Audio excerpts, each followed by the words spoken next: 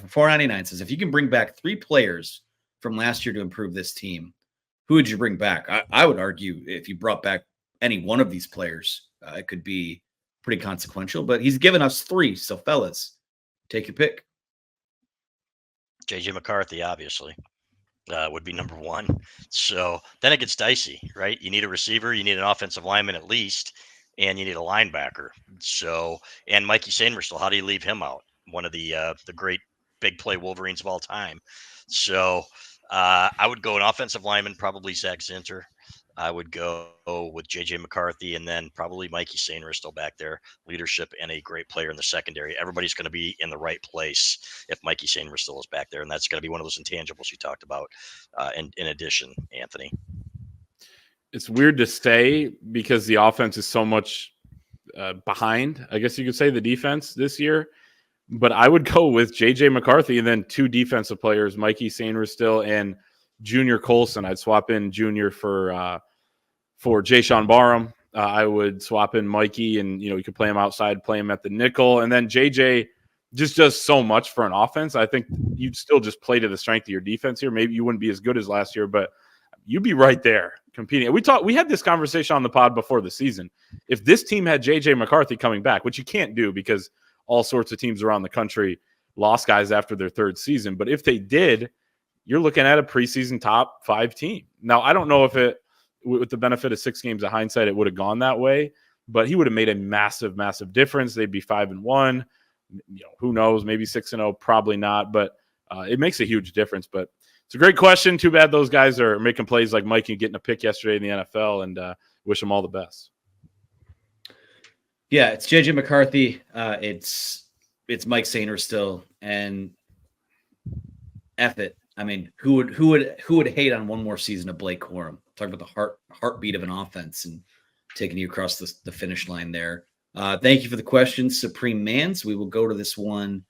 I'll actually take one from the message board. This is from Ash34 Go Blue, who says, how are the young guys on the offensive line looking? Any chance some of them could get a look this year? I know it's really hard for them to get snaps as true freshmen. And that kind of, Sherrone more or less said that during his Monday press conference. But any intel behind the scenes or any guys that you might be looking at, maybe getting an extra look at here down the stretch? Not this year, but they really like their young guys. They like Blake Frazier. I think Blake Frazier is going to be a stud eventually. He's got to add some good weight. And then Andrew Sprague, they really like him too. So those are 2 guys to keep an eye on. So somebody mentioned Andrew Babalola up there. I think they think he's going to pick Michigan, and everybody else does too. So is he a guy that can play as a true freshman? He's a, you know what? That's something to keep an eye on. But as far as the guys that are here, those are the ones that we're hearing the most about, those 2. It was interesting on his radio show last week during the bye. John Jansen asked him about who are some freshmen that could impact the second half of the season. He said edge Dominic Nichols on defense. We've already seen him get some snaps. I think he has the most offense or defensive snaps out of the freshmen. Of course, some of them playing on special teams. So he's one. And then the other was Andrew Sprague at offensive tackle. And we saw him. It was kind of an interesting thing that he came in. He was the right tackle for the kneel down snap against Arkansas State. It was like, okay, well, they wanted to get him in here. Like Andrew Gentry gets to play a little bit as an extra lineman, but they threw him in there at right tackle, threw him maybe a bone a little bit, but he traveled last week or 2 weeks ago now to Washington. And Sherrone Moore mentioned him, like I said, as somebody who could actually play this year in the back half of the season. Then John Jansen asked him as well, and maybe this is him knowing something. He said, could that extra offensive lineman spot be something where you get some of the young guys in? And Sherrone Moore said yes. So maybe it's nothing, maybe it's something there. That would be interesting. Jake Guarnera, he was warming up at right guard, traveled to Washington as well. So some of those freshmen are in maybe the 3 deep at this point, pushing. So it's good to see that they trust him enough to do that. And it's good, that some of these young guys got to go on that trip and are going to be on the traveling roster too. So they're not thrown into the fire when it is their time in some of these tough environments.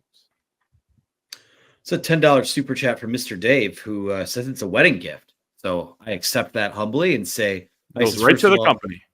That's right. The best thing you could do to celebrate my wedding is give on three $10. So we appreciate that. First of all, congratulations, AB. Here's a wedding gift. Michigan is favored by 3 at Illinois. Does that seem about right to you guys? Should Michigan be favored versus MSU? And I think so. 3 points on the road with this team, I think feels a bit much, but I do think the quarterback change does stabilize it a bit. I don't have an issue with them being favored going into Saturday. I think Illinois, like we talked about earlier, open as a favorite. It's gone a little bit each way. And should they be favored against Michigan State? I think they'll still probably be favored by 2 scores. I could be wrong in that.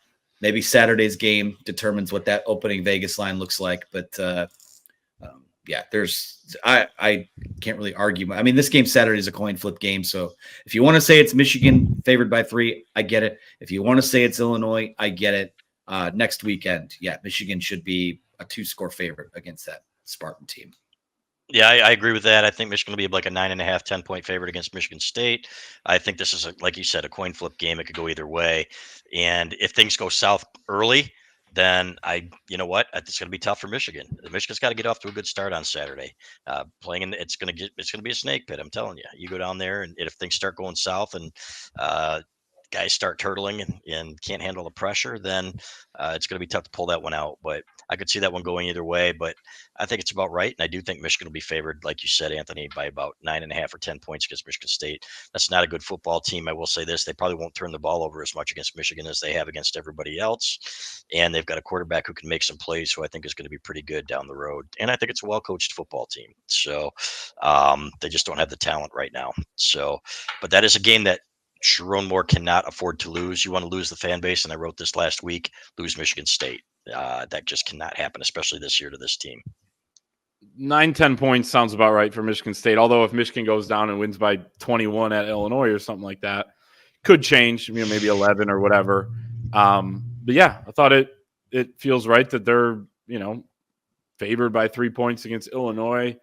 Yeah, that's one that is going to be just a huge game for what the rest of the season looks like for Michigan. But I mean, the good thing is if you do go down, right, they get punched in the face early. This team fights. I mean, they were down 14-0 at Washington, come, back and have the lead. So this team's got that, type of DNA in it, I think. And, that's just like Illinois showed last week. They got to play for 60 minutes.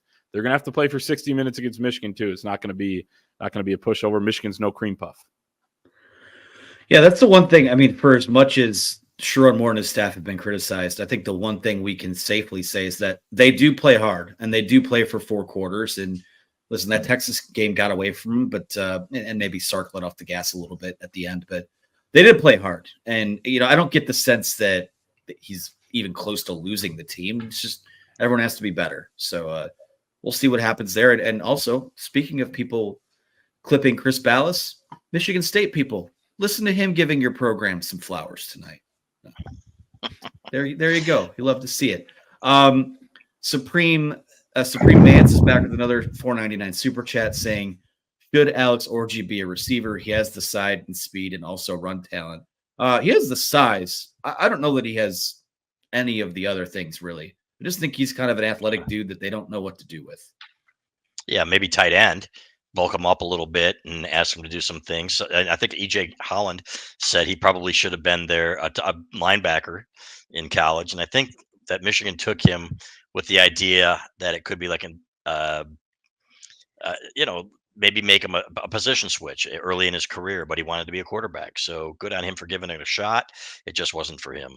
So I know everybody wants to love him. The T-shirts we saw with his name featuring different creative sayings are fantastic, but it just was not meant for him to be at that position. So I don't know that there is a position for him. I'm with Anthony.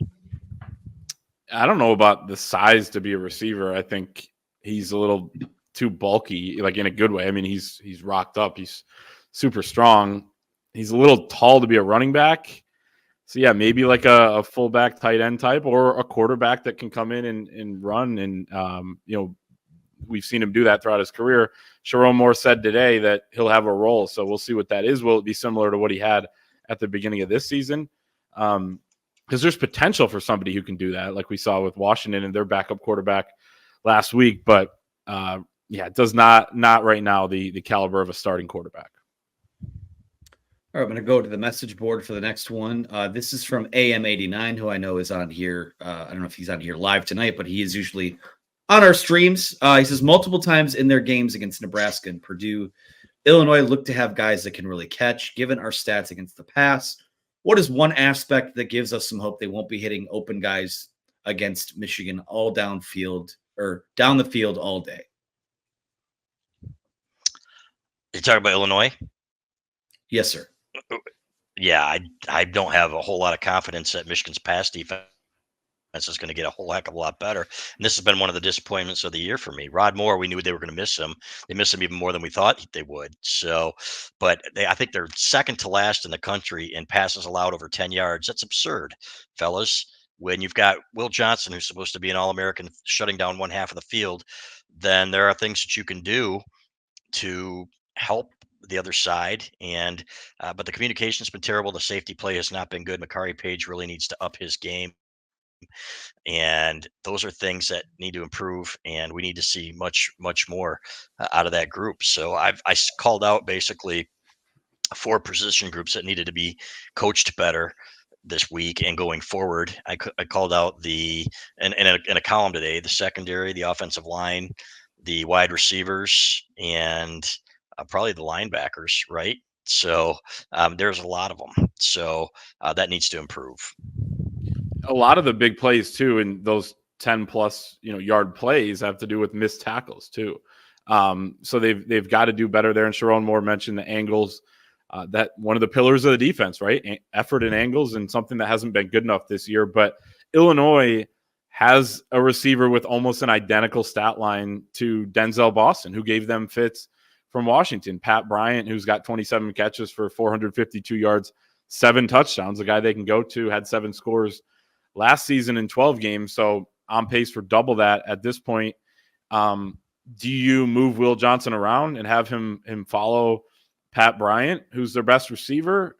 Because Washington was able to get Jair Hill in a bunch of matchups with Boston, and he took advantage, whether it was an easy slant, on 3rd and 8 or whatever it was. 3rd and 6 was another one where they did the same thing, or they were going a little bit deeper. They were able to have success on him. So they got to figure out a way to stop those. So I think Luke Altmaier, their quarterback, has gotten so much better from last season. He was pretty bad in the beginning of last year with turnovers and fumbling all over the place. I think he had like 5 or 6 turnovers against Penn State watching that game. So he's gotten better. So they're going to be able to throw the ball a little bit. It's up to Michigan to rise to that challenge and show that they've improved. Wait, so you're saying quarterbacks can actually improve, and that just because he threw 3 interceptions in one game doesn't mean that he's going to throw 3 or 2 the next game? Yeah. That's crazy. Just like Davis Warren, Alex Orji, and Jack Tuttle. There you go. Right on. Love to hear that. We'll go with this one from Christopher Durr. Says the question is, will Michigan have a 200-yard passing game this year, which would require, by definition, your quarterback to improve from his previous performance? I'll go with yes. I think Jack Tuttle had 98 yards in 2.5 quarters, if I'm not mistaken. And I think he'll get better. I think he'll be in there. I'm going to go. Yeah, I think they will. I don't know that it'll be this week, but I think it will be within the next 3 or 4 weeks. Yeah, I think they easily will again. Obviously have already once this year against Texas and could get there again.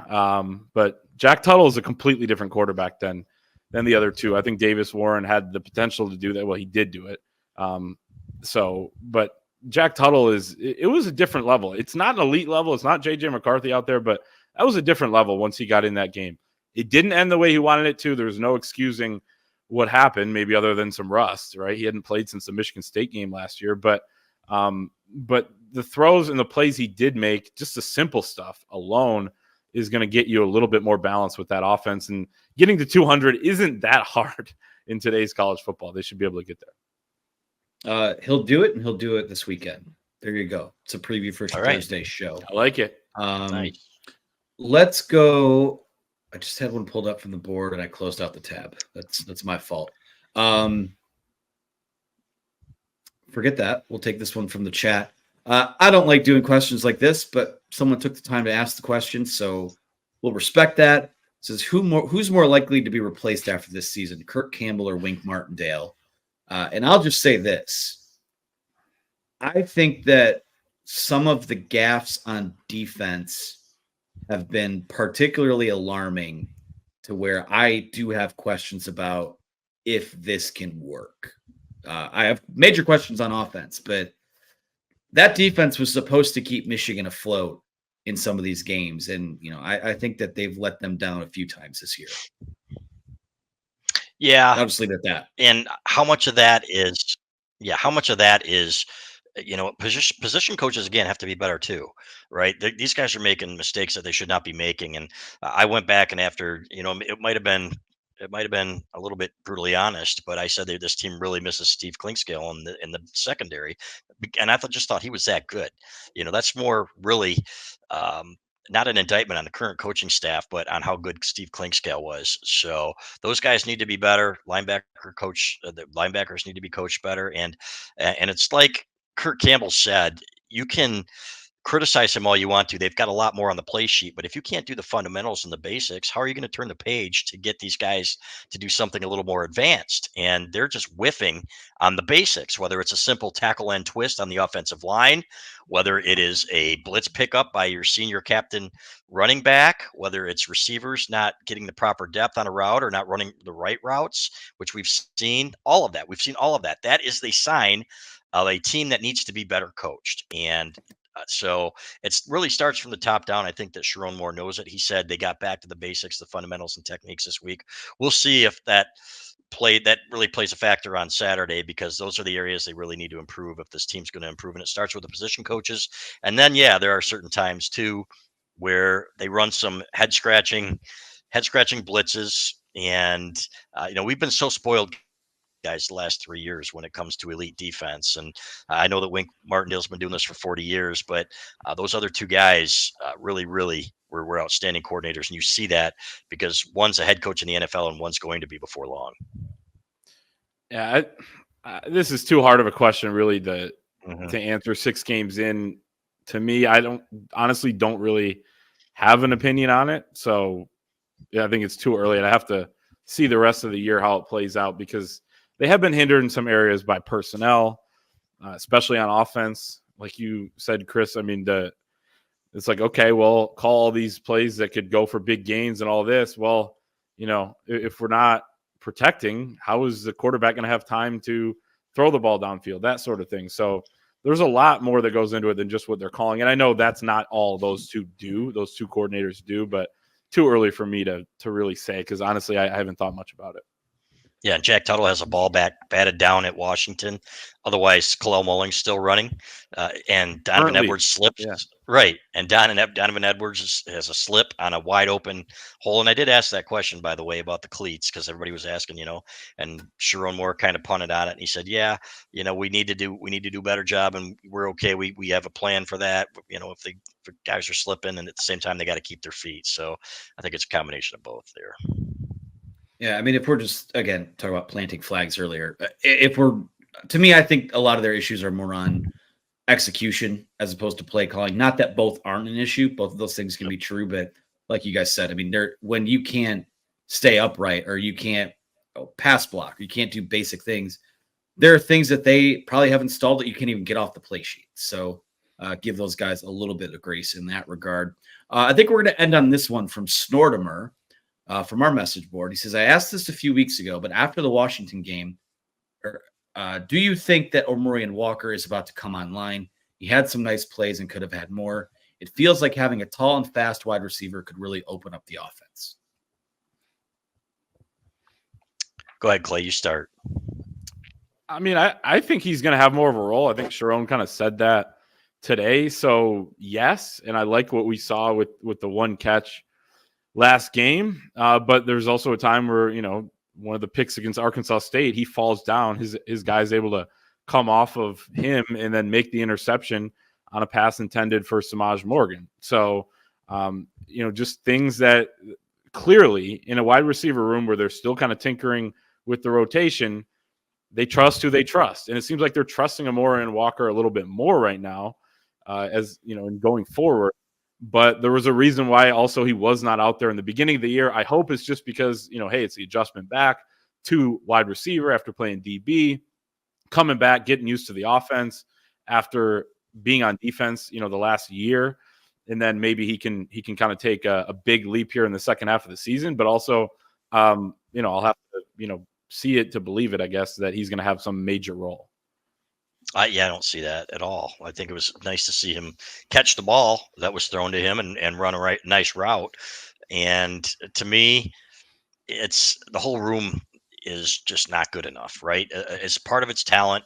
Part of it, I think, is they need to be coached better. And I've said that. And I love Ron Bellamy, and I think he can be a good coach. And they got to get more out of that room. So Tyler Morris should be better than he is, guys.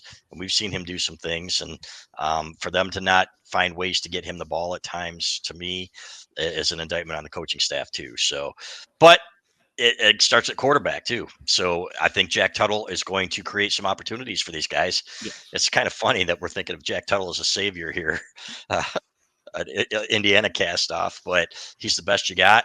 I like the kid. I think he's got some moxie. He at least looks like a quarterback. So let's roll. Let's see what he does.